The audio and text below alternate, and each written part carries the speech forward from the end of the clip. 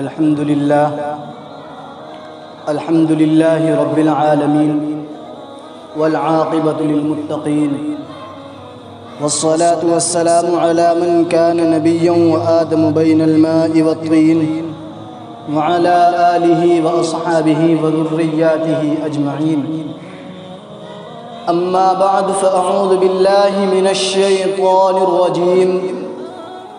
بسم الله الرحمن الرحيم. لقد من الله على المؤمنين إذ بعث فيهم رسولا. وقال الله عز وجل في القرآن المجيد والفرقان الحميد: وما أرسلناك إلا رحمة للعالمين.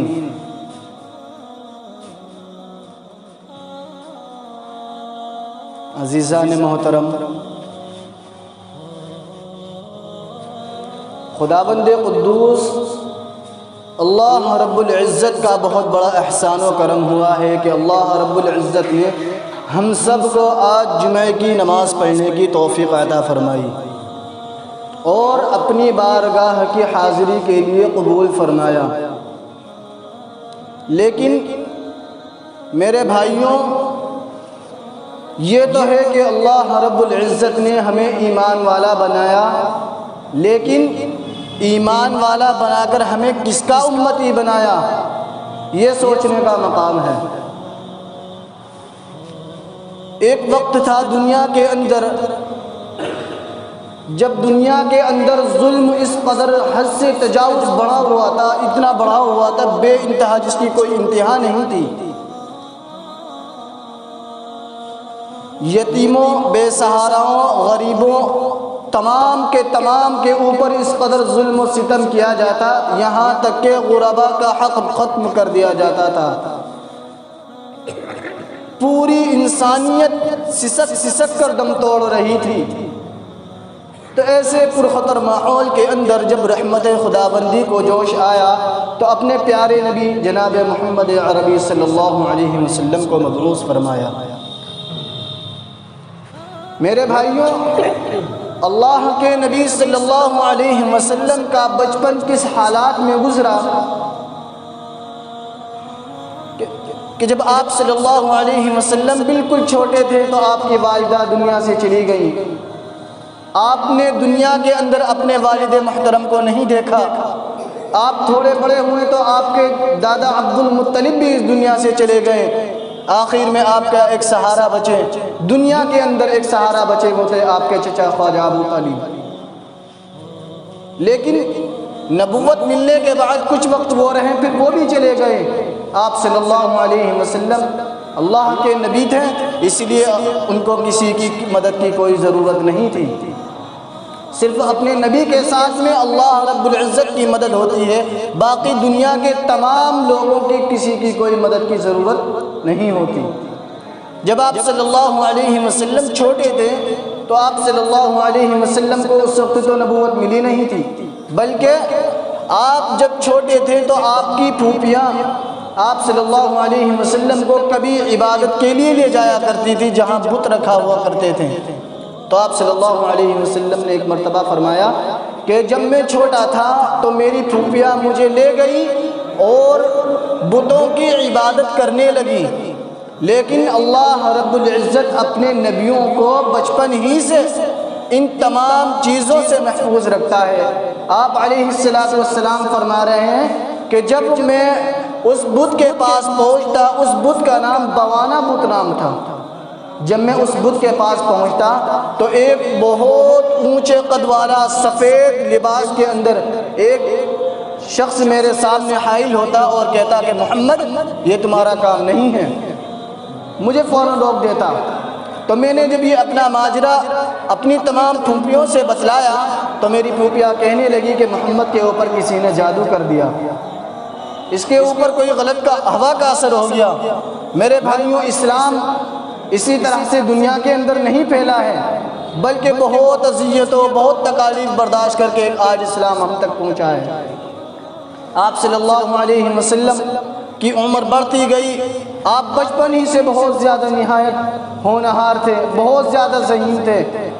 پورے عرب ممالک کے اندر آپ صلی اللہ علیہ وسلم کی ذہانت کے قصے بھی سنائے جاتے تھے، آپ صلی اللہ علیہ وسلم کی رحمدلی، آپ صلی اللہ علیہ وسلم کی خوش اخلاقی کے گیت بھی گایا کرتے تھے۔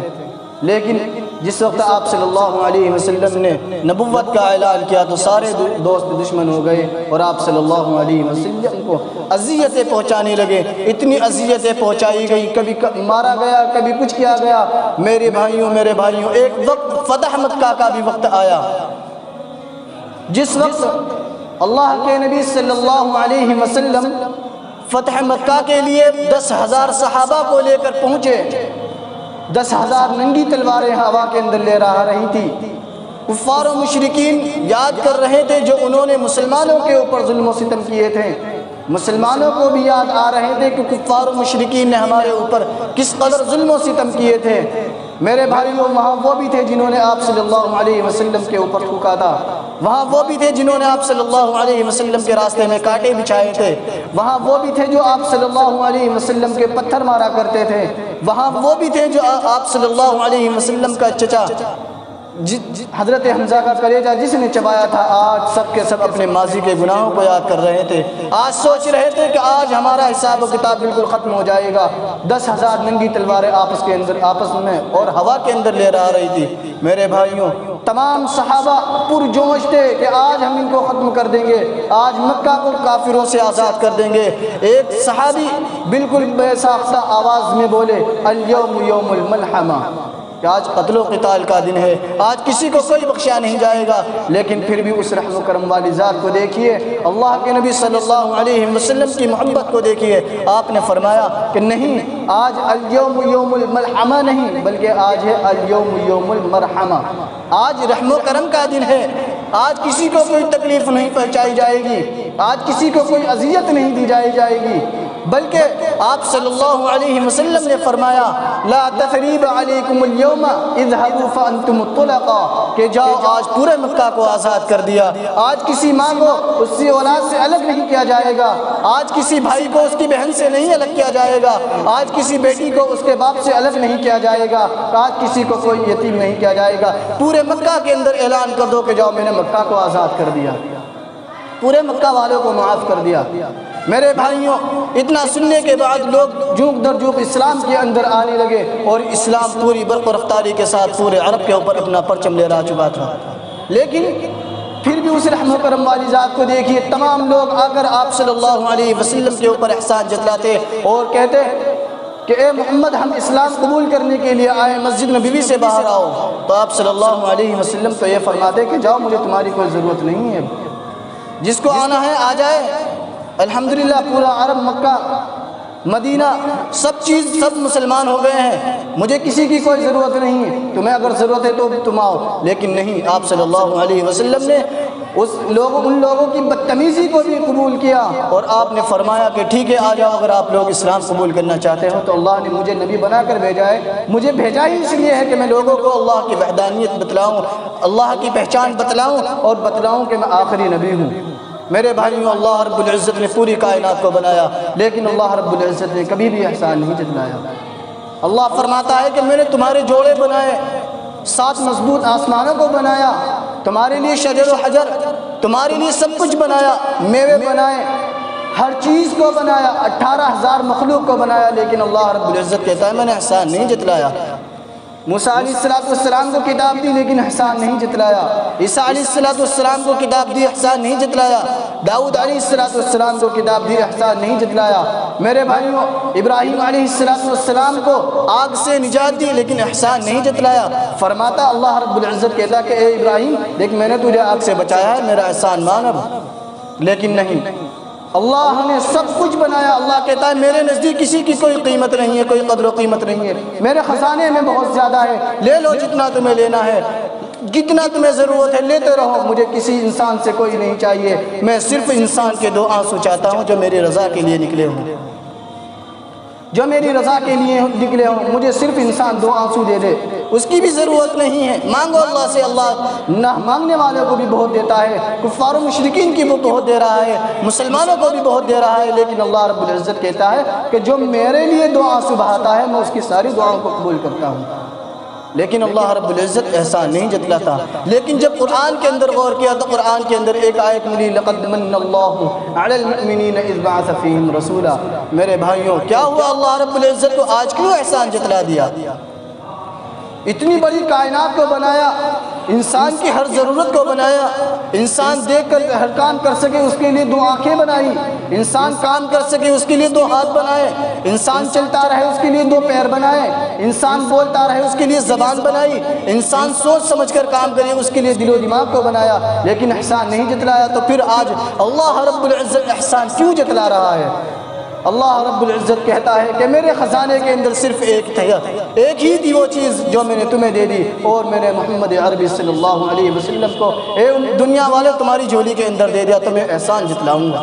میں نے اپنے سب سے پیارے حبیب کو تمہیں دے دیا، جس کے لیے میں نے پوری کائنات کو بنایا تھا، جس کے لیے میں نے پوری انسانیت کو بنایا تھا۔ اگر محمد دنیا کے اندر مجھے محمد کو نہ بھیجنا ہوتا تو میں اپنے خدائی کی قسم کھا کر کہتا ہوں کہ میں اس کائنات کو نہ بناتا۔ آج میں تم پر احسان جتلا رہا ہوں۔ میرے بھائیوں اس نبی کی کتنی بڑی عظمت ہے، اس نبی کا کتنا بڑا وقار ہے جس کے امتی ہم بنائے گئے۔ اس نبی کی امت میں آنے کے لیے عیسیٰ علیہ السلام نے کہا، اے رب پاک مولا کریم میری نبوت مجھ سے لے لے لیکن اس آخری نبی کا امتی بنا دے۔ ابراہیم علیہ السلام نے دعائیں کی، داؤد علیہ السلام نے دعائیں کی کہ اللہ ہم سے نبوت لے لے لیکن ہمیں اس کالی کملی والے احمد مجتبی محمد مصطفیٰ صلی اللہ علیہ وسلم کا امتی بنا دے۔ لیکن اللہ رب العزت نے ابراہیم علیہ السلام سے کہا، اے میرے دوست ابراہیم، خلیل کا مطلب دوست ہوتا ہے، کہ اے میرے دوست ابراہیم میں تجھے اس نبی کی امت میں تو نہیں بھیجوں گا، لیکن ہاں اس نبی کو تیری اولاد کے اندر پیدا کر دوں گا۔ کتابوں کے اندر اور روایات کے اندر آتا ہے کہ بنی اسرائیل کے اندر 8000 کے کم و بیش انبیاء آئے، جن میں اسماعیل علیہ السلام کی اولاد میں سے آپ صلی اللہ علیہ وسلم دنیا کے اندر مبعوث فرمائے گئے۔ میرے بھائیوں اس امت کے لیے نبیوں نے آنے کی، اس امت کے اندر نبیوں نے آنے کی دعائیں کی، لیکن ہم نے تو کوئی دعائیں نہ کی تھیں، لیکن پھر بھی اللہ رب العزت نے ہمارے اوپر کتنا بڑا احسان کیا کہ ہمیں بغیر دعا کے اس نبی کی امت کے اندر بھیج دیا۔ میرے بھائیوں اللہ کے نبی صلی اللہ علیہ وسلم کے پیغمبر تو ہیں نرالے، جتنے بھی پیغمبر آئے سارے نرالے ہیں، آپ صلی اللہ علیہ وسلم سب سے زیادہ نرالے ہیں، لیکن آپ کے جو ساتھی اللہ نے دیے وہ بھی بہت نرالے ہیں۔ اللہ رب العزت نے اگر قرآن کے اندر لقد رضی اللہ کہا، رضی اللہ عنہم ورضوا عنہ کہا، تو اللہ رب العزت نے اس کا ثبوت بھی پیش کیا کہ اے پیغمبر میں تیرے ساتھیوں سے خوش تو ہوں، راضی ہو گیا ہوں، لیکن میں اس کا ثبوت بھی دے رہا ہوں، اور اس کا ثبوت ہے کہ حضرت سفینہ رضی اللہ تعالی عنہ آپ صلی اللہ علیہ وسلم کے صحابی ہیں، جنگل کے اندر سفر کر رہے ہیں اور ایک شیر حملہ آور ہوتا ہے، تو حضرت سفینہ رضی اللہ تعالی عنہ نے فرمایا، اے شیر تو جانتا ہے میں کون ہوں؟ میں اس کالی کملی والے صلی اللہ علیہ وسلم کا غلام ہوں۔ شیر نے فوراً یہ سنا اور اپنی دم کو ہلانے لگا، گردن کو نیچے کر لیا۔ حضرت سفینہ رضی اللہ تعالیٰ عنہ شیر کے اوپر بیٹھ گئے اور وہ شیر مدینہ کی گلیوں کے اندر لایا اور مدینہ چھوڑ کر واپس ہو گیا۔ یہ سارا واقعہ آپ صلی اللہ علیہ وسلم کی خدمت میں جب پیش کیا تو آپ صلی اللہ علیہ وسلم نے فرمایا کہ سفینہ تمہارے یہاں آنے سے پہلے جبرائیل علیہ السلام نے مجھے بتلا دیا، اور وہ شیر اپنی دم ہلا کر یہ کہنا چاہتا تھا کہ اے سفینہ اگر تو محمد عربی کا غلام ہے تو میں محمد عربی کے غلاموں کا بھی غلام ہوں۔ میرے بھائی ان صحابہ کی بھی عظمت کو اللہ نے بلند کر دیا۔ کتابوں کے اندر لکھا ہے کہ اس نبی کی شان کو کوئی بیان نہیں کر سکتا، لیکن علماء حضرات بھی کہتے ہیں کہ اس نبی کی شان تو شان اس نبی کے صحابہ کی بھی شان کوئی بیان نہیں کر سکتا۔ ایک صحابی جس وقت میرے بھائی روزے کی فرضیت نازل ہوئی تو اس وقت شریعت کا قانون یہ تھا کہ جب ہم روزے کو افطارتے ہیں مغرب کے وقت میں اور عشاء کی نماز کے فوراً بعد سحری کھا لیتے تھے، اس وقت تو روزہ 20 گھنٹے 22 گھنٹے کا روزہ ہوا کرتا تھا۔ ایک صحابی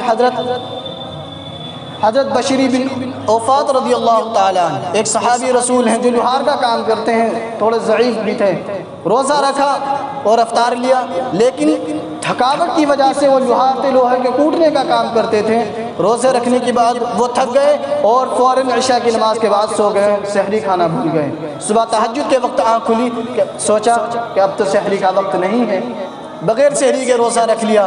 عصر کا وقت آ گیا، تھکاوٹ کی وجہ سے بے ہوش ہو گئے، بھوک کی وجہ سے کسی طرح سے مغرب کا وقت آ گیا، روزہ افطار لیا۔ پھر یہی واقعہ پیش آیا کہ شہری نہیں کھائی اور سو گئے۔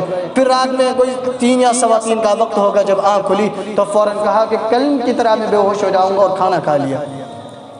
اب چاہیے تو یہ تھا کہ اللہ رب العزت ناراض ہو جاتا اور کہتا کہ میرے حکم کی خلاف ورزی کی ہے، جب میں نے اس طرح کا قانون بنایا تھا تو میرے حکم کی خلاف ورزی کی ہے، لیکن میرے بھائیوں نہیں، اللہ رب العزت نے جبرائیل علیہ السلام کو بھیجا اور پیغمبر علیہ السلام سے فرمایا کہ اے میرے نبی، آج سے آنے والی امت کے لیے سحری کا وقت وہی ہوگا جس وقت میرے محبوب نے سحری کھائی، اور پوری امت کے لیے 3 ساڑھے 3 بجے کا وقت اللہ رب العزت نے سحری کا کر دیا۔ میرے بھائیوں، یہ اللہ رب العزت اپنی محبت ان صحابہ کے اوپر ظاہر کر رہا ہے، کس لیے کہ وہ آپ صلی اللہ علیہ وسلم کے لائے ہوئے دین کے اندر پورے داخل تھے۔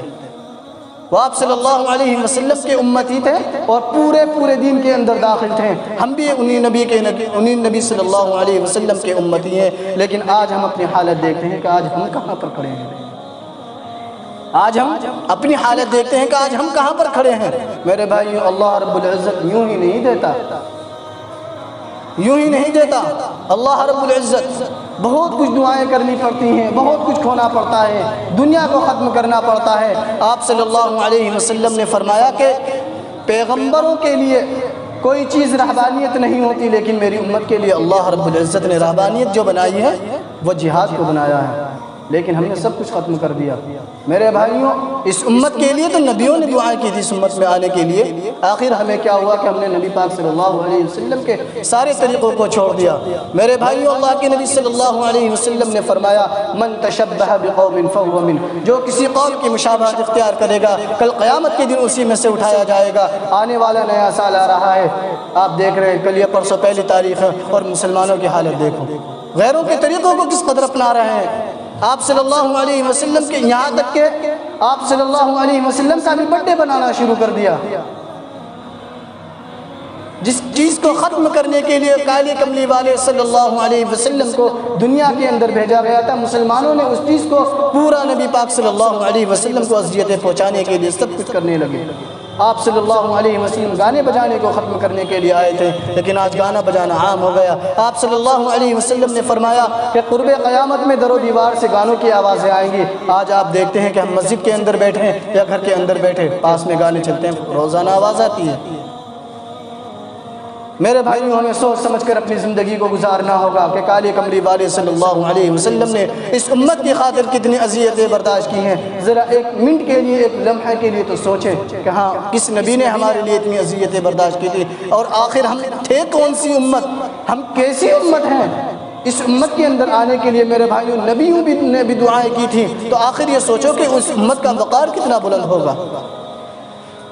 اللہ کے نبی صلی اللہ علیہ وسلم نے فرمایا کہ تمام امتوں کے اندر میری امت کے نام اعمال سب سے زیادہ ہوں گے، میری امت کے اعمال سب سے زیادہ اچھے ہوں گے، کیونکہ تمام امتوں کو اللہ رب العزت نے جو دیا، لیکن میری امت کو اللہ رب العزت نے کہا تمام وظیفے بیان کر دیے کہ جو لا الہ الا اللہ پڑھے گا میں اس کے لیے جنت واجب کر دوں گا، جو اتنی مرتبہ لا الہ الا اللہ پڑھے گا میں اس کے لیے جنت واجب کر دوں گا، اس کے لیے جہنم اس کے اوپر حرام کر دوں گا۔ میرے بھائیوں، لیکن امت پچھلی امتوں کے لیے اس طرح نہیں تھا، سب کے لیے اللہ رب العزت نے دیا تھا، لیکن اس امت کا وقار بہت زیادہ بلند کر دیا تھا۔